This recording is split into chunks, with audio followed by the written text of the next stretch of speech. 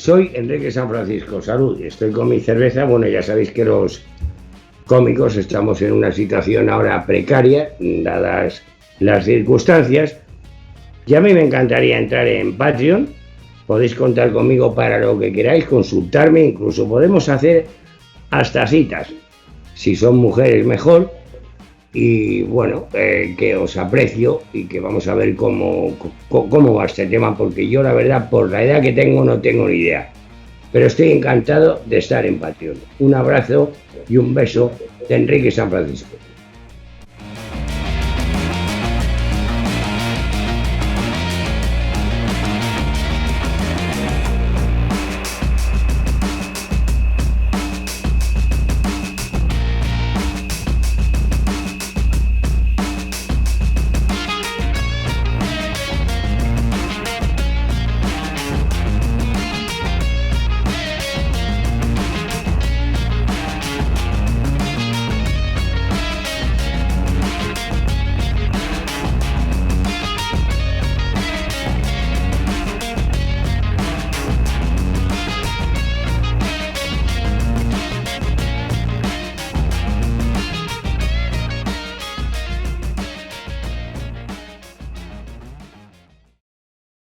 Muy buenas noches, despierta España. Soy Roberto Granda. Mientras Podemos, como todo producto mediático, va desapareciendo poco a poco del escenario político español, ya que, tras encamarse con todos los nacionalismos periféricos, al final los ceporros nacionalistas de esas regiones decidieron votar a los excluyentes auténticos, Bloque Galego y Bildu. Su líder recrudece los ataques a la prensa y a la justicia, envuelto como está en su particular lío de cloacas. Con su poder aún intacto como vicepresidente, pero con un futuro poco alentador, una víbora como Pablo Iglesias puede tornarse muy peligrosa si se ve acorralada o a punto de caer. Es impredecible la respuesta a su debacle electoral y al cerco judicial. De momento está enseñando los dientes.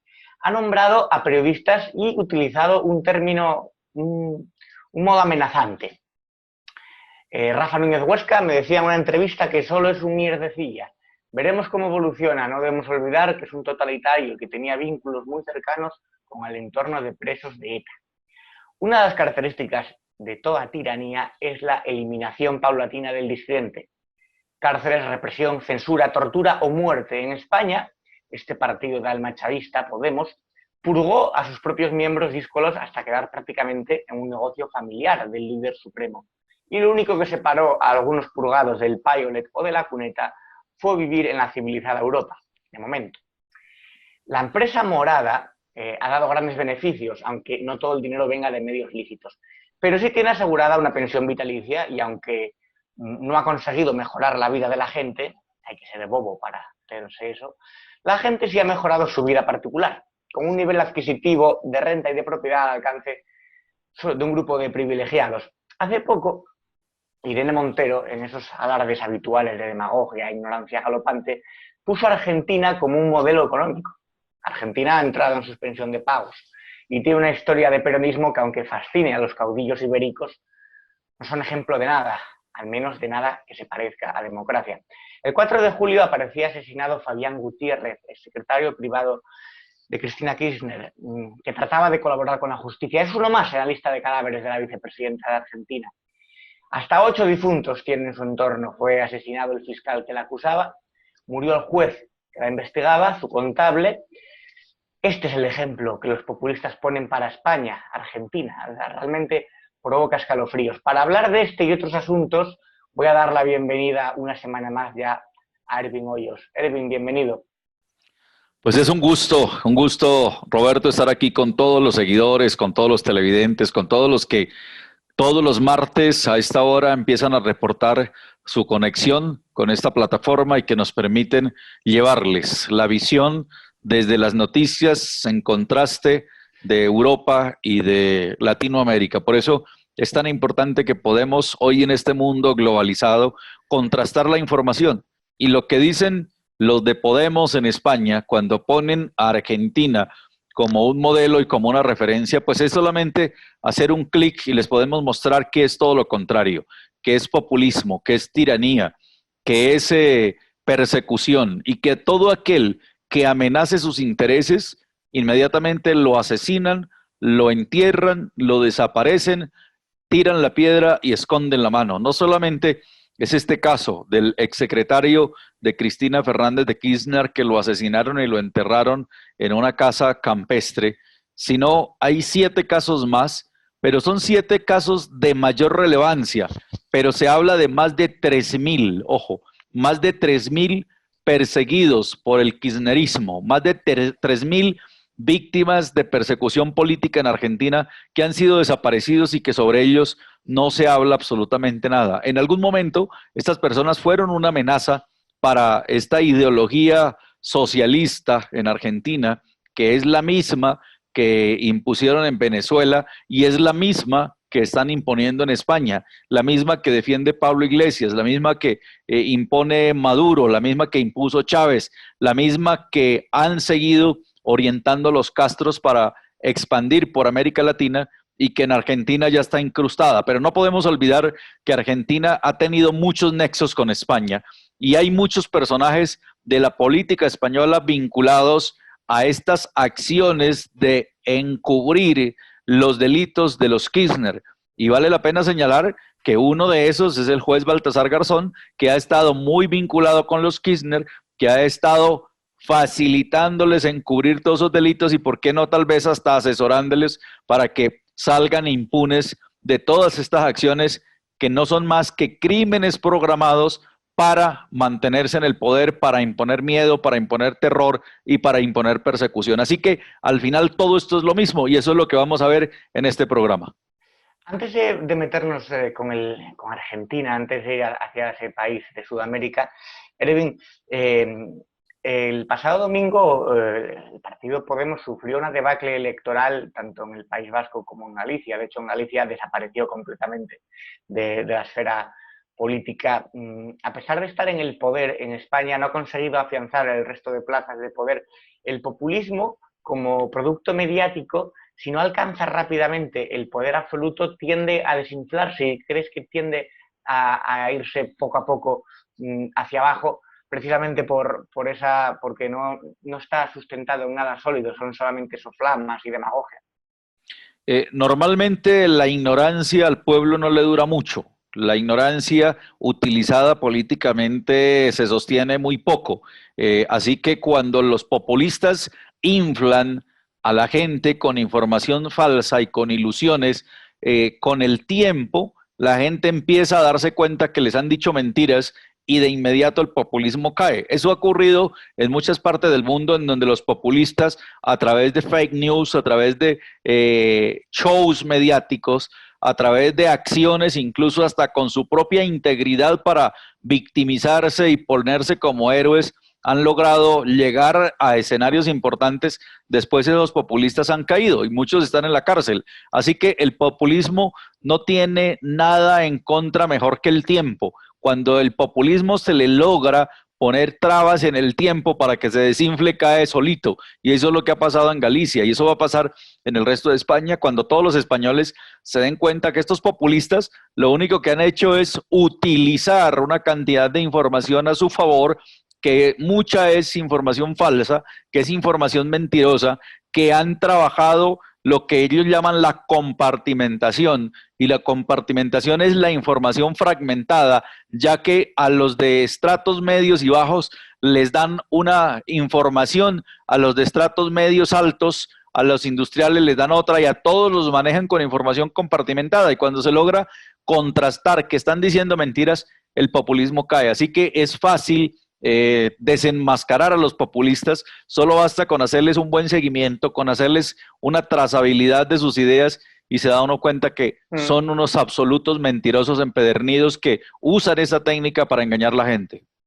Hablas de victimizarse. Pablo Iglesias basó su campaña, su última campaña electoral, las generales, en una supuesta trama de las cloacas del Estado contra él, y se demostró que era falsa, que era todo lo contrario, que fue una cosa orquestada por él mismo y que la verdadera cloaca es la suya, la de Pedro Sánchez. Esto es algo bastante habitual, el incluso formar o construir casos contra ellos y me has dicho también en alguna ocasión que allí incluso algunos fingen su propio secuestro, fingen secuestros.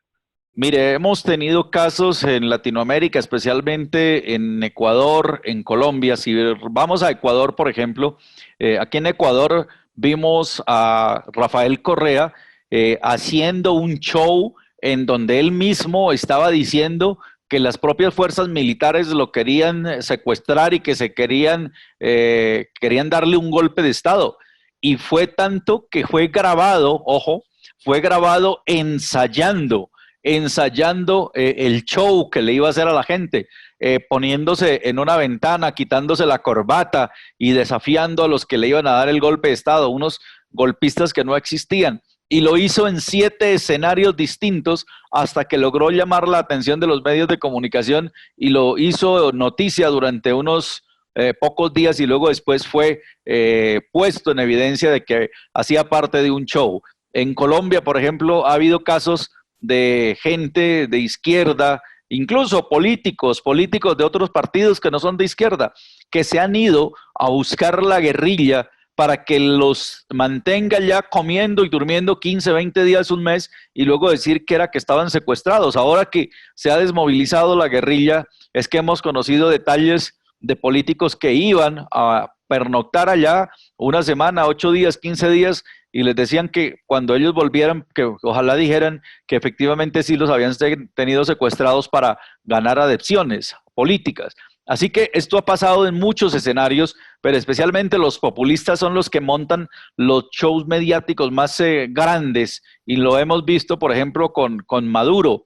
Maduro montó un show mediático con unos drones en donde dijo que le iban a hacer un atentado, y después por inteligencia y por investigaciones pudimos conocer que ellos mismos habían preparado los drones simulando un caso que ocurrió en Yemen, en donde efectivamente asesinaron al comandante de las fuerzas con un dron. Pues ellos quisieron traerse y copiarse esa misma estrategia terrorista, pero en este caso ya era para convertirla en un show noticioso, y luego hizo el simulacro de que metían a la cárcel a unos cuantos militares, y esto era solamente hacer noticia, ganar titulares en la prensa y generar más adepciones políticas en distintos escenarios. Y esto le cae mucho a los incautos, la gente que no está bien informada, pues asimila esa información como cierta, pero al final estas acciones populistas después terminan cayendo por sí solas y se dan cuenta que al final fueron montajes judiciales o montajes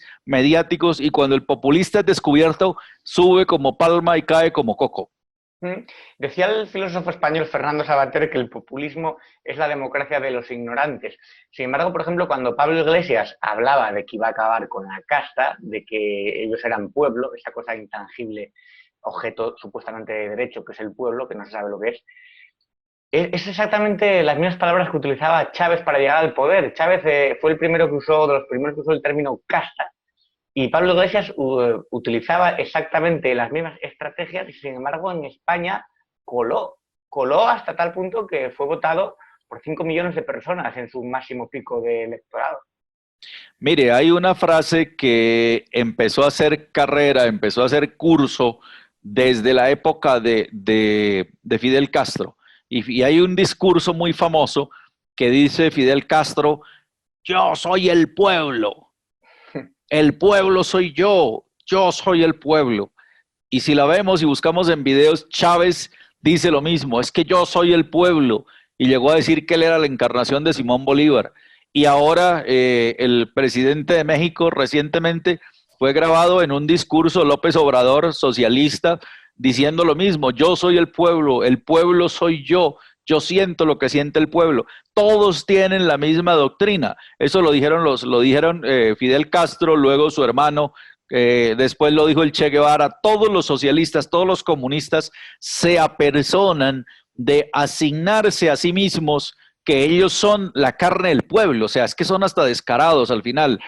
Tienen el cinismo de apersonarse de la gente a la que ellos mismos someten, a la que ellos mismos subyugan, a la que ellos mismos esclavizan, a la que ellos mismos persiguen. O sea, es un cinismo absolutamente descarado el que asimilan, el que asumen, y de esa manera hacen política. Por eso es que este es un modo de hacer política mezquino, mendaz, mentiroso, traicionero, engañador de la gente, en donde ya cuando necesitan a los medios de comunicación, pues los presionan, les compran los espacios, les miden los rating a su favor, y si no les dan lo que quieren, les ponen los rating en contra para arruinarlos, porque así ha pasado en Latinoamérica.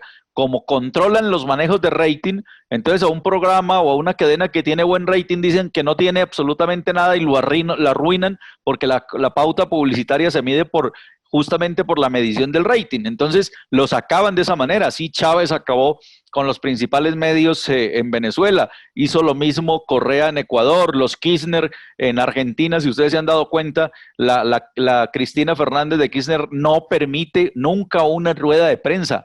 Todo está grabado, todo está libreteado. Ella solamente hace comunicados, pero ustedes nunca van a ver una rueda de prensa en donde ella le dé la cara a los medios de comunicación, excepto que le hagan preguntas. Es imposible. ¿Por qué? Porque ellos saben que tienen tanto rabo de paja, que tienen tantas cosas por esconder, que no enfrentan a los periodistas nunca para evitar que les pregunten algo que les incomode.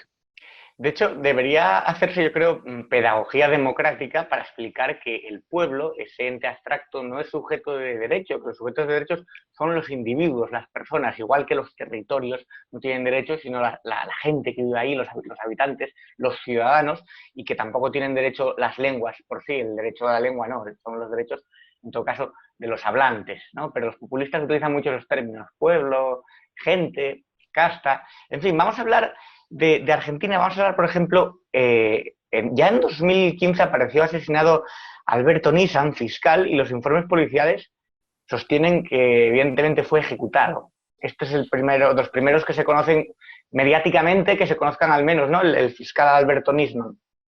Pues la muerte del fiscal Alberto Nisman tiene una connotación muy importante en Argentina, porque estaba llevando unas investigaciones que tenían relación con la injerencia de los Kirchner y la manipulación de hechos, de información relacionados con la bomba de la AMNIA, que es la organización judía de Argentina, y que ellos manipularon esa información. Y estaba ya llegando al punto coyuntural en donde podría ya ordenar investigación judicial y vincular judicialmente a los Kirchner, a Cristina, y es cuando aparece supuestamente como si se hubiese suicidado, pero realmente se descubre después que ahí hay un homicidio.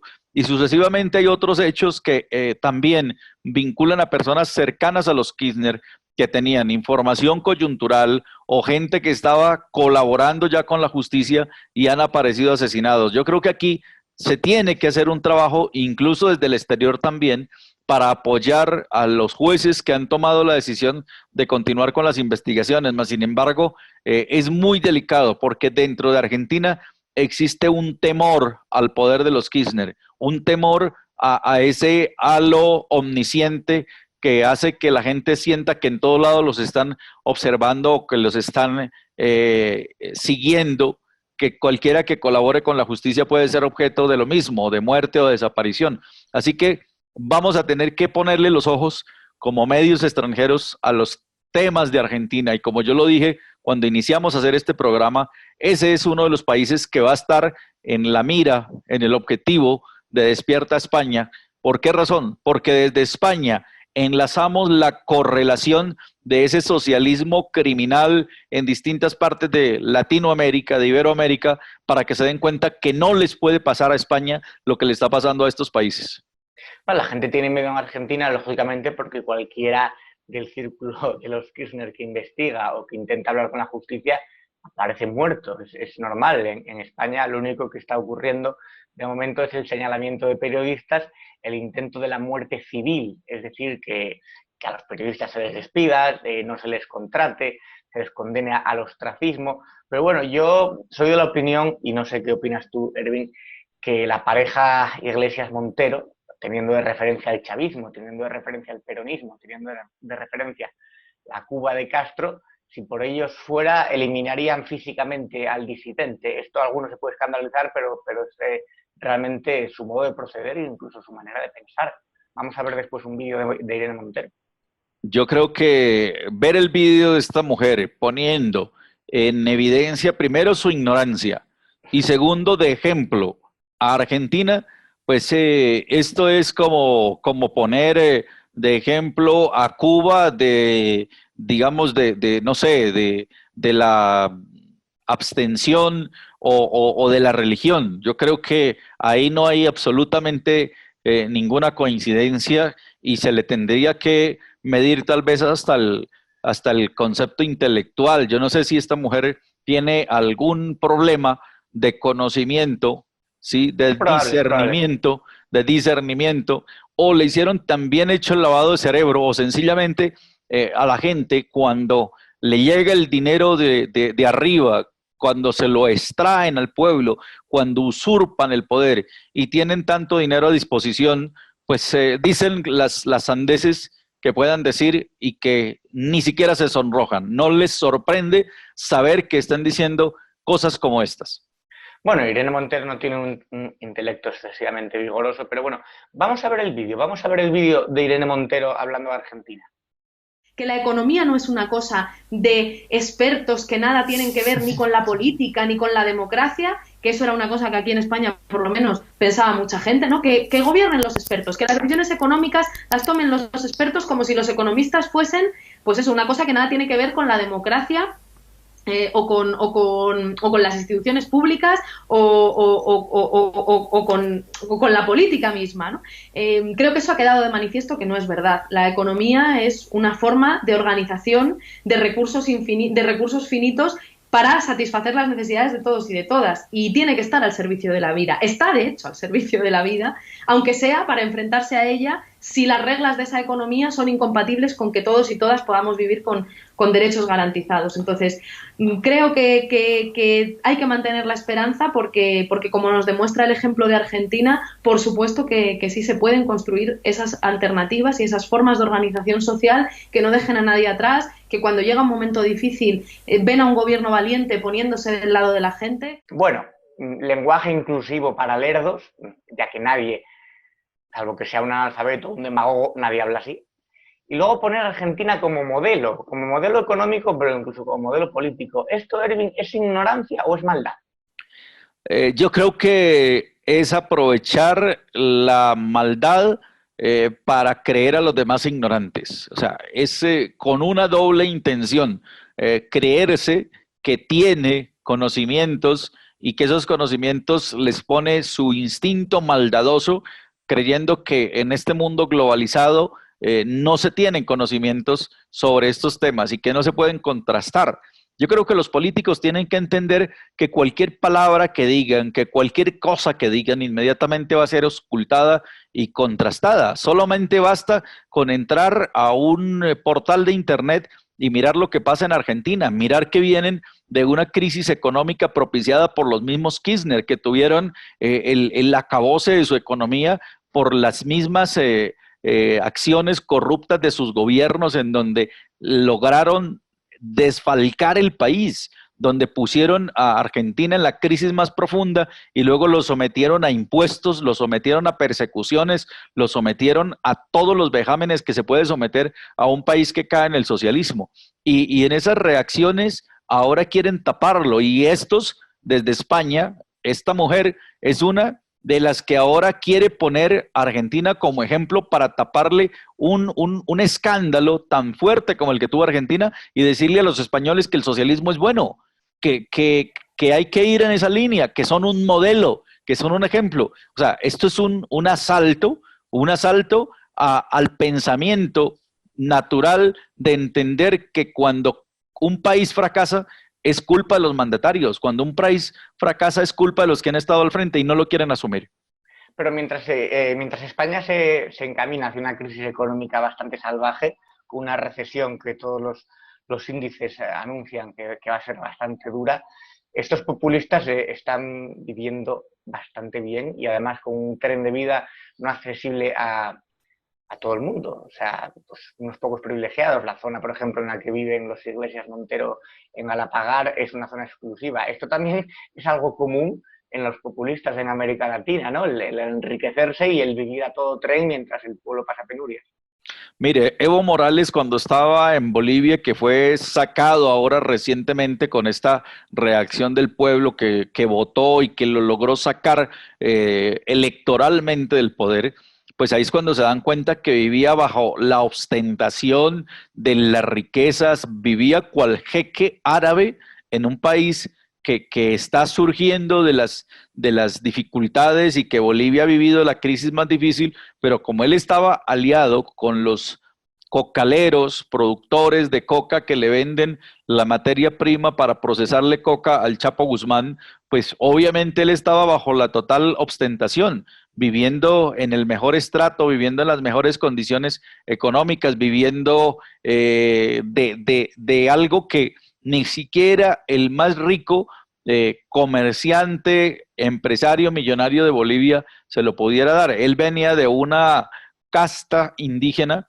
que llegó al poder usando el socialismo, usando el comunismo, pegado de Hugo Chávez y empezó a vivir a las mismas anchas de Hugo Chávez. Todos ellos son los mismos, son igualitos. Chávez, miren, estar la hija hoy en día entre las personas más ricas de Venezuela y de Latinoamérica.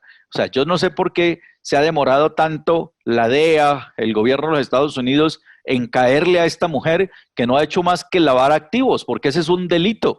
Ahí está lavando activos y está la hija de Hugo Chávez, que no ha trabajado nunca en su vida, que solo hizo fue esperar que su papá llegara al poder para enriquecerse. Ella hoy en día está entre las más ricas. Eso debería estar ya en la mira de la justicia norteamericana. Así que todos esos son parte de los que nosotros aquí en este programa esperamos dentro de muy poco que se empiecen a ver las acciones judiciales. Sí, de hecho muchos de los hijos de los jerarcas del chavismo están en Madrid y en colegios privados.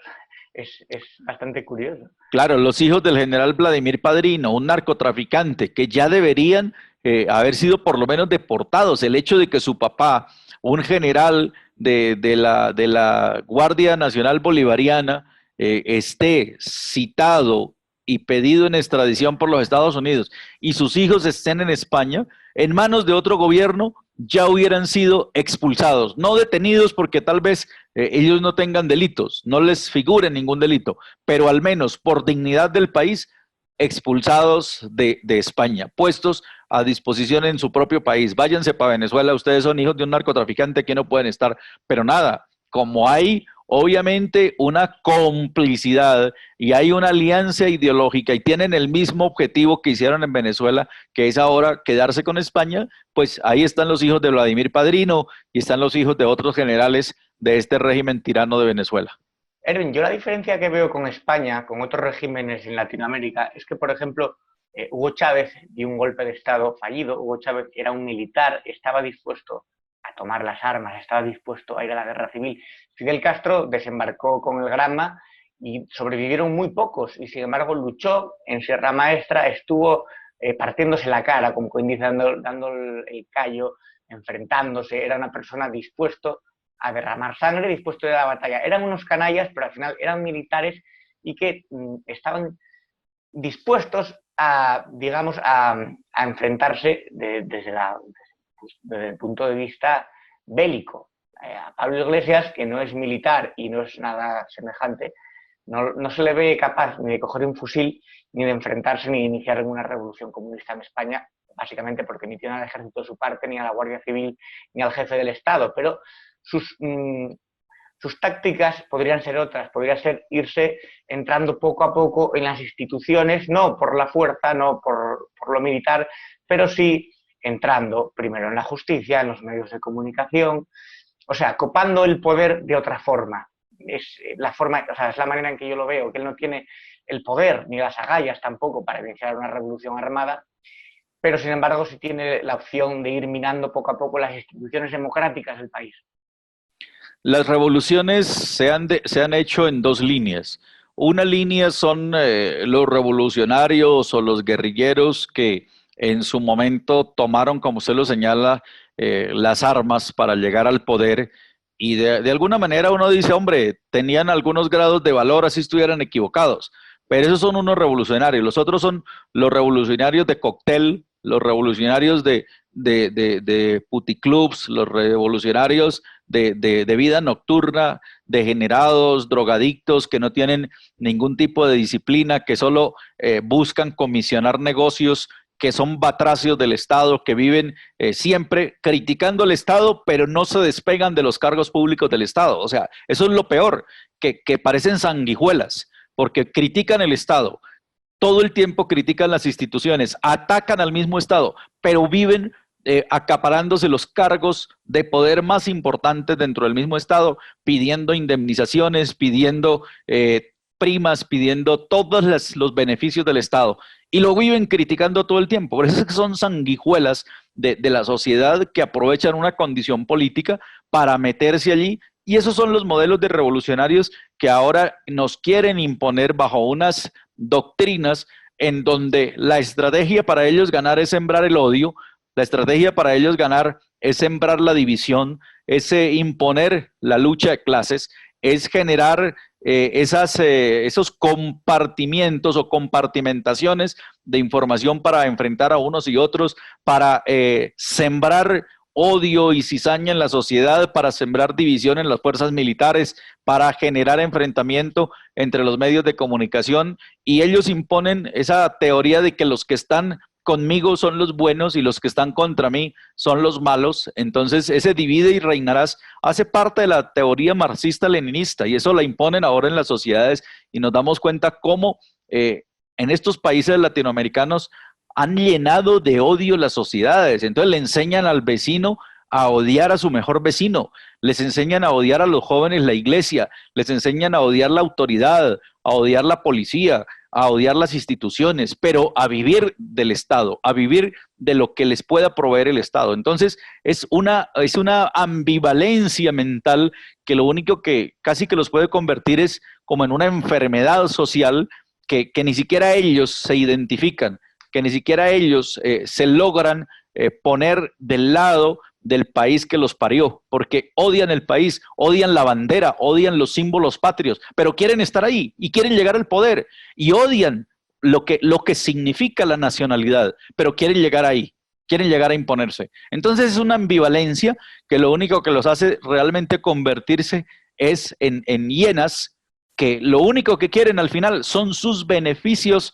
personales. Cuando uno los analiza, son buenos demagogos, buenos confusionistas, y cuando llegan al poder son los peores administradores, son los derrochones. Y el socialismo es bueno hasta que se le acaba la riqueza de lo que hicieron los capitalistas. Hasta ahí es bueno el socialismo. Cuando se acaba la riqueza que hizo el capitalismo, ahí ellos terminan apoderándose de lo que queda, del resto, y se vuelven sanguijuelas. Eso es lo que hemos visto en todos estos países en donde se ha impuesto este engendro de política, y el mejor ejemplo es Venezuela, y desafortunadamente ese chavismo venezolano es el que quieren imponerle a España.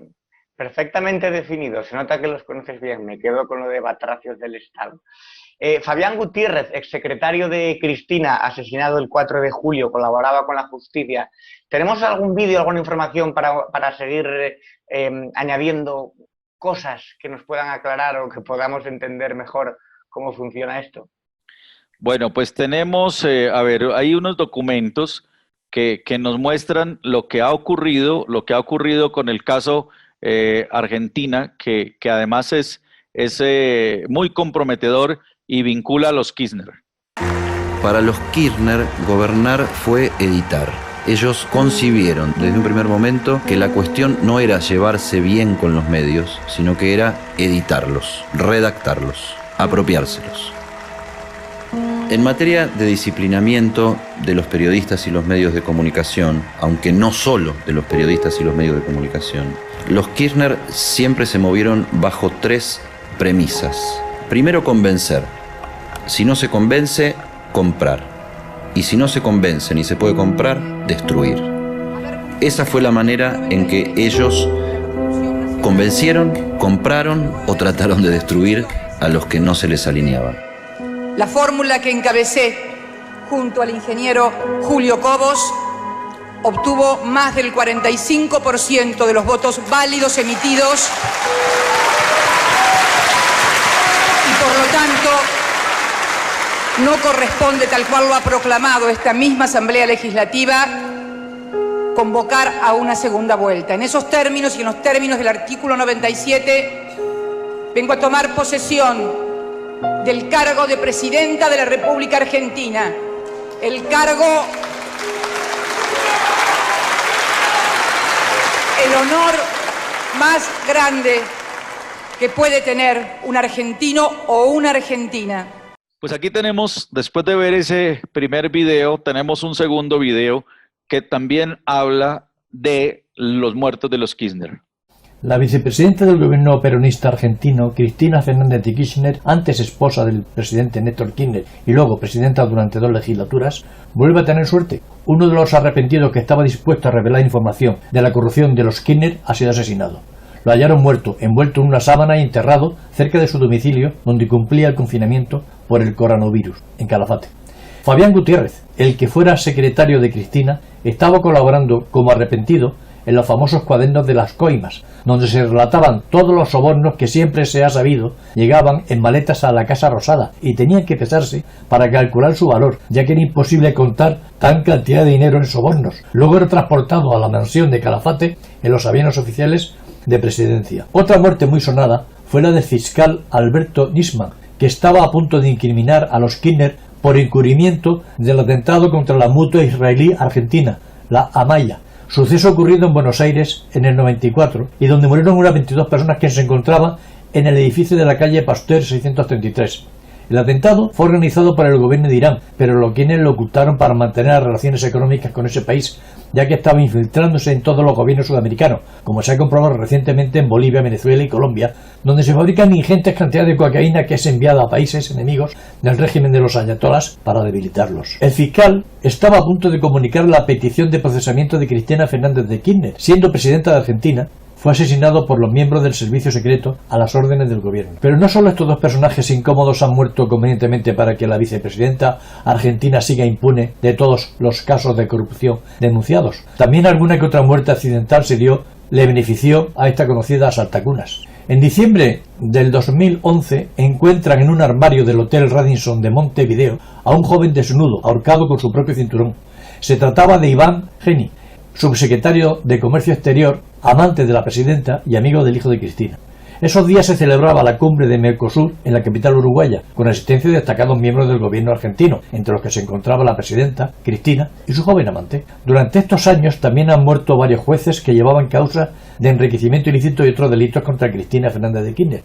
Pero las investigaciones policiales siempre serán muy favorables para los miembros del gobierno que saben agradecer los servicios prestados. Y ahora, después de ver ese video, aquí tenemos al juez ya en el escenario de los hechos, en donde está confirmando que efectivamente el ex secretario de Cristina Fernández de Kirchner, Fabián Gutiérrez, apareció asesinado y enterrado en esta casa que vemos al fondo, y aquí están sus declaraciones.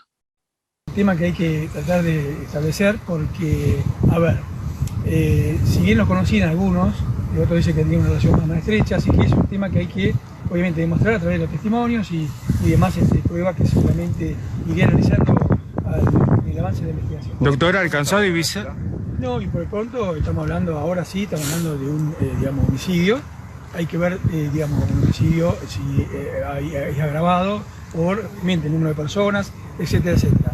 Es un tema que voy a analizar la calificación más adelante. ¿Alcanzó a divisar si está vestido? Está vestido. ¿Dónde está el cuerpo exactamente, doctor? El cuerpo está ahí en la punta donde está trabajando personas criminales. ¿La hormigonera tiene algo que ver? ¿La hormigonera esa que está ahí? No, en principio no. ¿Fue enterrado en tierra, digamos? En tierra, sí. Ajá. Envuelto en una sábana. Doctor, ¿y se sabe hace cuántas horas pudo haber pasado esto? No, pero por la proximidad y la falta de que no aparece, que la madre no lo ubica hasta ahora, y fácil estamos hablando de 24 horas más. Doctor, uno de los jóvenes tiene heridas como de defensa de otra persona en la espalda. Es decir, hay una persona que tiene, lesiones. Hay que ver y determinar si es compatible con una lucha, con una violencia, con otra persona, ¿no? Doctor, cuando llegaron, ustedes estaban en un sector del terreno y demás, y repentinamente fueron hacia ese punto. ¿Ya se sabía de ese lugar o pasó algo en el momento? En principio teníamos la data que teníamos, es que supuestamente estaba dentro de la cabaña.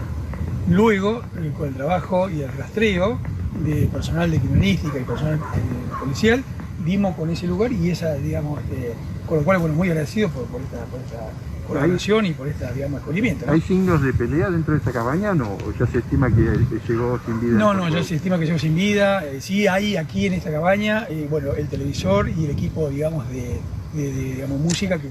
Bueno, Erwin, la verdad que es un ejemplo brutal, yo creo, de cómo el Estado, cuando ocupa todo el poder y consigue corromperlo todo, llega hasta los asesinatos de Estado, la eliminación del disidente. Este es además el ejemplo que abiertamente ponen aquí, diciendo que Argentina es un ejemplo, pero bueno, igual que decían que Venezuela era un ejemplo, que admiraban a Castro y aquello que decían Chávez vive, la lucha sigue. ¿Qué más hace falta para que la ciudadanía española se dé cuenta del peligro, se dé cuenta de lo que supone tener a esta gente en el poder o rondando? Miren, lo único que hace falta es que la gente se instruya, que la gente se documente, que la gente vea que el socialismo, ojo, el socialismo, el chavismo, vienen de una línea, de un macropoder que lo guía en este momento una entidad malsana para el mundo, que es el Foro de Sao Paulo. Y el Foro de Sao Paulo ahora ya hizo un plan, que ese plan les hemos hablado en este programa, y es el plan para la toma del poder global.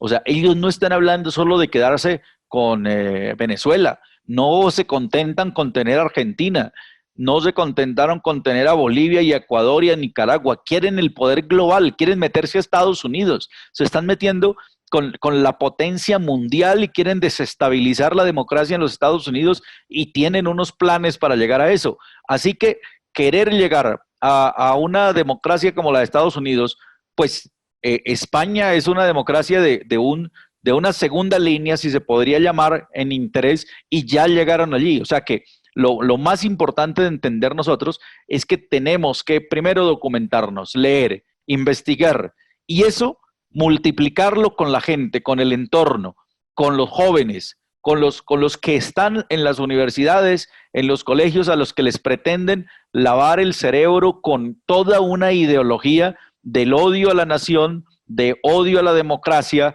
de señalamientos fascistas, de estigmatización, porque lo que hacen es estigmatizar para luego conseguir sus propios intereses. Hay que hablarle a los hijos, hay que explicarles estas tendencias ideológicas que están agrupando al mundo y que vienen contra los principios de los países, de las naciones, de la sociedad, del derecho, de la religión, de los valores que nos han agrupado durante tantos años. Ellos quieren la anarquía del desorden, quieren la anarquía del vicio, quieren imponer el consumo de drogas, quieren imponer todo esto que significa desorden y lo quieren vendérselo a los jóvenes como símbolos de libertad personal, como libre derecho al albedrío. Pero realmente detrás de eso lo único que hay es una gran campaña de desestabilización de las sociedades, de la política, de la religión y del Estado. Erwin, yo quiero aprovechar, ahora que estás aquí, para preguntarte tu opinión sobre ese manifiesto de 150 intelectuales, autodenominados intelectuales de izquierdas, que de alguna manera alertan o dicen que estos movimientos se les han ido de las manos, que hay una vertiente totalitaria, censora, me refiero a Chomsky y ese tipo de personas. Como se dice en España, a buenas horas mangas verdes, es decir, ahora que el monstruo, por así decirlo, lo han cebado tanto que se les ha escapado, ahora es cuando alertan de que esto es totalitario, de que esto es antidemocrático y de que van a por la libertad. Es que ellos mismos, que fueron los gestores de estos conceptos ideológicos, ellos mismos que fueron los sembradores, ahora se lamentan de las espinas del palo de limón. Ahora ellos mismos se dan cuenta que hicieron un mal y quieren lavarse las manos diciendo que es que se les salió de control. Nada, lo que ocurre es que a ellos ya los sacaron de ese entorno y ahora la repartición es con otros. Pero ellos en un momento se lucraron, recibieron de las mieles de ese socialismo que ayudaron a germinar. Y ahora, como no están en los negocios, en la repartición, los han dejado por fuera y solo son intelectuales, pero nada más, solo los usan cuando les conviene, porque ahora los que se reparten el dinero de las naciones son otros, pues ahora salen a decir que el monstruo se les salió de control. Nada, ellos lo que hacen es parte de esa misma ideología que como ya no les reparten, ya no les dan de los grandes desfalcos de las naciones, pues ahora salen un poco a difamar de ellos mismos y a lavarse las manos. Casi que quieren decir, esto no fue lo que nosotros creamos, pues eso fue lo que crearon y son directamente responsables. Muy claro, muy claro, evidente. Ervin Hoyos, investigador y reportero de guerra, muchas gracias por estar en Despierta España, por hacer posible este programa, por llegar a nuestro país y por, bueno, los espectadores siempre tienen mensajes de cariño y yo sé que nos ven a ambos lados del Atlántico, así que te mando un abrazo.